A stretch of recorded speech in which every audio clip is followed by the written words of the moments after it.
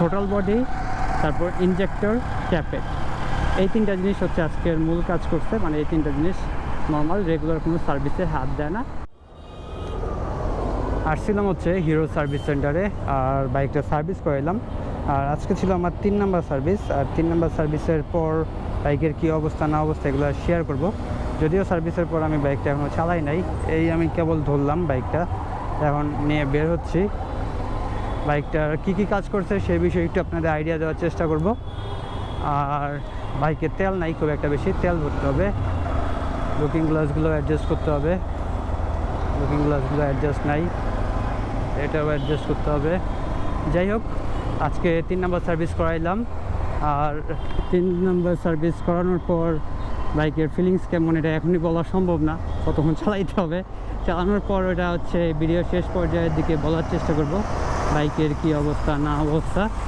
কারণ হচ্ছে চালাই একটু বোঝার চেষ্টা করি কি কি হয়েছে না হয়েছে বাইকের অবস্থা। এত বড় গর্ত কিসের? যাই হোক, বাইকের চালানোর ফিলিংস যেমন আনছি তার থেকে একটু অন্যরকম। ভালো নাকি খারাপ এটা এখনও সরাসরি বলতে পারতেছি না, এটা একটু বুঝতে হবে, বুঝার বাকি আছে। আর সামনে পুলিশ আছে, ধরবে নাকি বুঝতেছি না। সামনে পুলিশের একটা চেকপোস্ট আছে।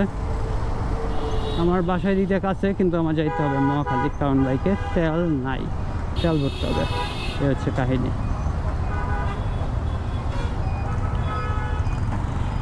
আর বাইকের যে কাজগুলো করছে আজকে, সর্বপ্রথম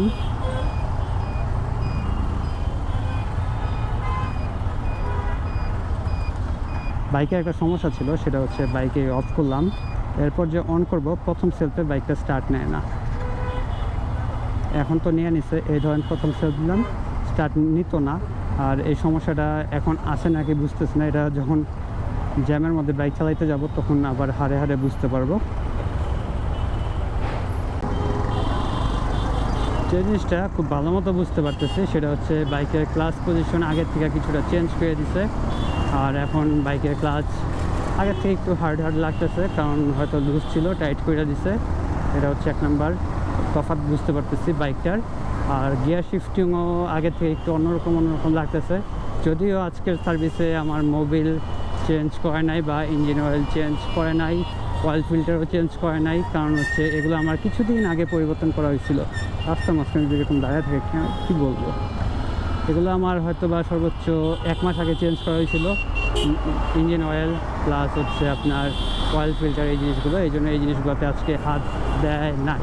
এয়ার ফিল্টার খুলছিল, খুলে ওয়াশ করে দেওয়া দিচ্ছে, বলছে আরও চালানো যাবে 1000 কিলোমিটারের মতো। আর ওই জন্য ওই জিনিসটার পরিবর্তন করতে হয় নাই। আর গিয়ার শিফটিং আগে যেরকম ছিল ওরকমই আছে, স্মুথ ততটা হয় নাই, আবার একবারে যে হয় নাই বিষয়টা এরকম না, 19-20 তফাৎ যে জিনিসটা পাইতেছি। আর যখন আপনাদের করবে কী ব্যাপার, কই আমাদের তেল নিতে হবে, নাবিস্কো কই, আমি তো এদিকে ঠিক চিনিও না, মনেও নাই, পিসে গেড়াই খাইছে বললাম। এখন আসি বাইকের হচ্ছে কি কি কাজ করছে আজকে, মানে আজকে যে সার্ভিস করাইলাম বাইকের কি কি কাজ করছে সে বিষয়ে একটু আপনাদের ধারণা দেই। বাইকের 3 নাম্বার সার্ভিস সেন্টারে, মানে 3 নাম্বার সার্ভিসে।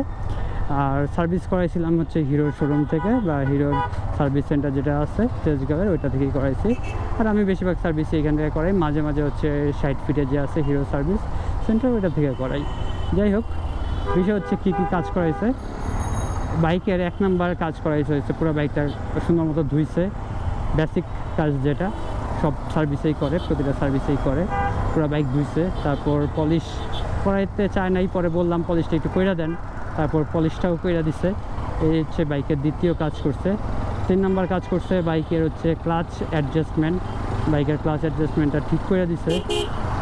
তাদের ভাষ্য মতো একটু লুজ ছিল আর টাইট করে দিছে, যার কারণে হচ্ছে সাময়িক দিক থেকে একটু অন্যরকম লাগতেছে। একটু পরে এটা ঠিক হয়ে যাবে, 5-10 মিনিট চালাইলেই এটা আবার আমার সাথে অ্যাডজাস্ট হয়ে যাবে। এরপর চতুর্থ কাজ করছে হচ্ছে বাইকের যে জায়গাগুলোতে একটু গ্রিজ দরকার ওই জায়গাগুলোতে একটু গ্রিজ দিয়ে দিছে, মানে লুব্রিকেন্ট করছে। যেমন হচ্ছে চেনে লুব্রিকেন্ট করছে, তারপর শিফটার মানে গিয়ার যে শিফটার আছে, ওই যে পায়ের, এটা গিয়ার লিভার বলে, সরি শিফটার না, সাইকেলেটারের শিফটার বলে, ভুলে গেছিলাম। গিয়ার লিভার মানে গ্রিজিং করছে। তারপরে যে কাজটা করছে সেই কাজটা হচ্ছে দুই সাইডের প্যানেলগুলো খুলছিল, খুলার ভিতর থেকে এয়ার ফিল্টার বের করছে। এয়ার ফিল্টার বের করে ওইটা দেখলো কন্ডিশন, দেখা বললো চলবে আরও 2000 কিলো চালান। তারপর হচ্ছে এয়ার ফিল্টারটা ওয়াশ করে লাগিয়ে দিল।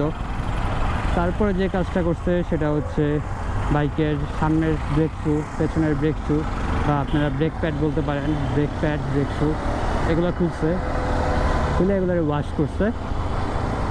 আর এই যে কাজগুলোর কথা বললাম এগুলো প্রতিটা সার্ভিসেই করে। আপনার প্রথম সার্ভিসও করবে, দ্বিতীয় সার্ভিসও করবে, তৃতীয় সার্ভিসেও করবে, চতুর্থ সার্ভিসেও করবে। এক্সট্রা কী কাজ করছে? এক্সট্রা যে কাজটা করছে আজকে সেটা হচ্ছে বাইকের টোটাল বডি খুলছে। কী ব্যাপার, এই ট্রাকটা এমনি করে চালাইতেছে কেন? বাইকের টোটাল বডি পুরোটা খুলছে, খুইলা পুরোটা হচ্ছে ওয়াশ করছে। বাইক থেকে তেল নিছে 1/2 লিটারের মতো, 250 ml, 500 ml তেল নিছে। তেল নিয়ে হচ্ছে পুরোটা ভালো করে ওয়াশ করছে, টোটাল বডি ওয়াশ করছে, তারপর ইনজেক্টর ওয়াশ করছে। আর ভিতরে ময়লার পরিমাণ ছিল আপনাদের 200 গ্রামের মতো ময়লা ছিল ভিতরে। ধরেন ময়লাগুলো যদি জমাইতাম আনুমানিক 200 গ্রামের মতো হইতো, এতখানি ময়লা ছিল, কালো কালো শ্যাওলার মতো ময়লা। শ্যাওলা তো সবাই কম বেশি চিনেন, ভিতরে এই পরিমাণে ময়লা ছিল।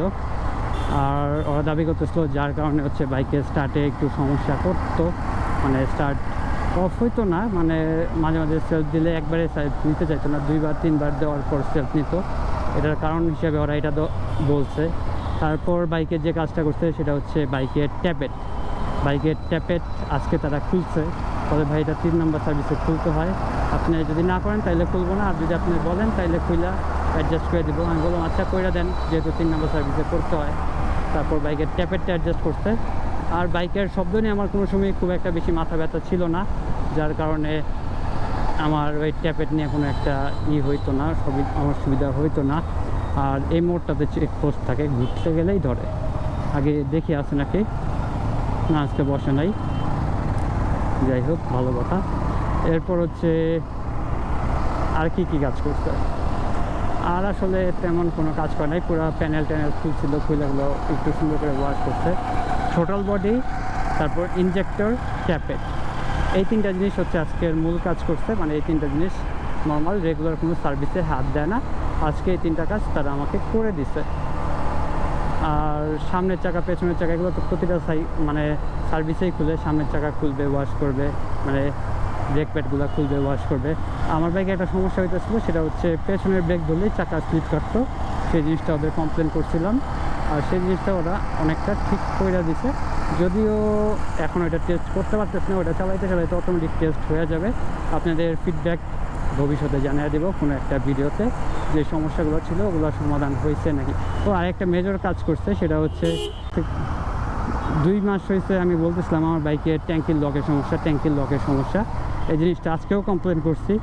আজকে হচ্ছে প্রতিটা পার্ট বাই পার্ট খুলছে ট্যাঙ্কির লক, খুলে যে ভিতরে স্প্রিংগুলো পর্যন্ত থাকে ওই স্প্রিংগুলো পর্যন্ত বের করছে। লকের যে ঘাটের স্প্রিংগুলো পার্ট বাই পার্ট সবগুলো খুলছে, খুলে ওইটারে আপনার ওয়াশ করছে, ওয়াশ কইরা ধুইয়া তারপর আবার সুন্দর মতো লাগাইছে। এখন দেখতেছি বাইকের যে লকটা আছে সুন্দর মতো কাজ করতেছে। একবার নতুন যখন কিনছিলাম যেভাবে কাজ করতেছে, এখন আবার ওরকম কাজ করতেছে। দেখা যাক এবার কয়দিন চলে। আর আগে যে কয়বার ঠিক করছে ওই কয়বার তো কী ব্যাপার, বাসটা কি টাল নাকি, দেখা তো তাই লাগতেছে। আমার এদিকে বারবার কল দিতেছে কে, যাই হোক সামনে ফাঁকা জায়গা দেখে দাঁড়ায় কল ধরবো না। এখন হচ্ছে বাইককে চালাইয়া একটু ভার অনুভব হইতেছে। কেন অনুভব হইতেছে বলতে পারতেছি না, এটা হচ্ছে একটু চালানোর পর বোঝা যাবে। আর প্রতিবার আপনি বাইক সার্ভিস করাবেন, এটা হচ্ছে যে কোনো বাইক সার্ভিস করাবেন আগের থেকে কিছু জিনিস পরিবর্তন পাবেন, মানে এটার সাথে আবার আপনার অ্যাডজাস্ট হইতে একদিন সময় লাগবে। তবে আমি যে পরিবর্তনটা পাইতেছি বাইকটারে আমার কাছে এখন একটু ভার লাগতেছে। কেন ভাল লাগতেছে এই জিনিসটা বুঝতেছি না, কতক্ষণ চালাই। আর এটা এখন চালাইছি, আবার আধা ঘন্টা পর চালাবো, তারপর আবার একটু পর চালাবো, জিনিসটা আমার সাথে অ্যাডজাস্ট হয়ে যাবে। এখন হচ্ছে কেবল সার্ভিস করে আনছি তো, তাই জিনিসটা একটু অন্যরকম লাগতেছে। একটু চালাইলেই অ্যাডজাস্ট হয়ে যাবে বিষয়গুলো। এখন হচ্ছে যাচ্ছি, বাসায় যাব, বাইকটা রাখবো, বাইকটা রাখা হচ্ছে যেখানে যাওয়ার ব্যবস্থা ওই জায়গাটা যাবো। এই হচ্ছে অবস্থা।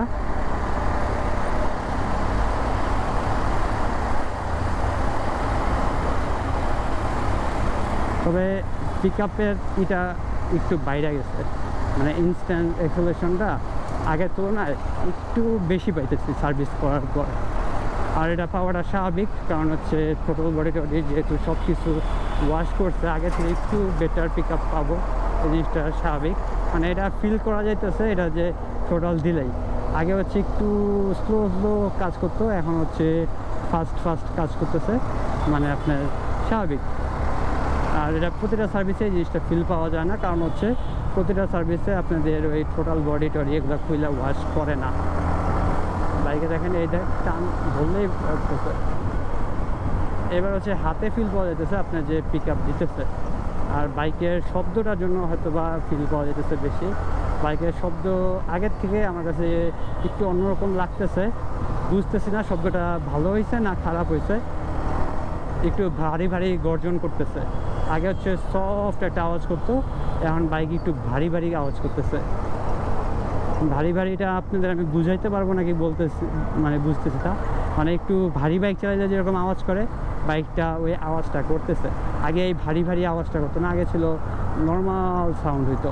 আগে যে 125 সিসির বাইক চালাইতাম এটা হাড়ে হাড়ে বোঝা যেত, আর এখন চালাইলে একটু ভারী ভারী ফিল পাওয়া যেতেছে। অনেকটা ফিল পাইতেছি হচ্ছে আমার ওই অ্যাপাচি 4B'র মতো ফিল পাইতেছি। ওইটাতে যেরকম একটু গর্জন আছে, পিক আপ ধরলেই গর্জন করে, এখন বাইকটা গর্জন করতেছে এক কথায় বলতে গেলে। যাই হোক, টাইমে আপনাদের দেখানোর চেষ্টা করবো নি বাইকের কেমন গর্জন করে, কী সমস্যার না সমস্যার।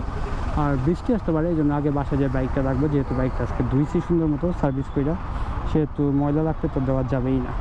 বিশেষ করে প্রথম 7 দিন ময়লা লাগতে তো দেওয়া যাবেই না। এই জন্য তাড়াতাড়ি বাসায় যেতে হবে, যে বাসায় যেয়ে বাইকটা রাখতে হবে।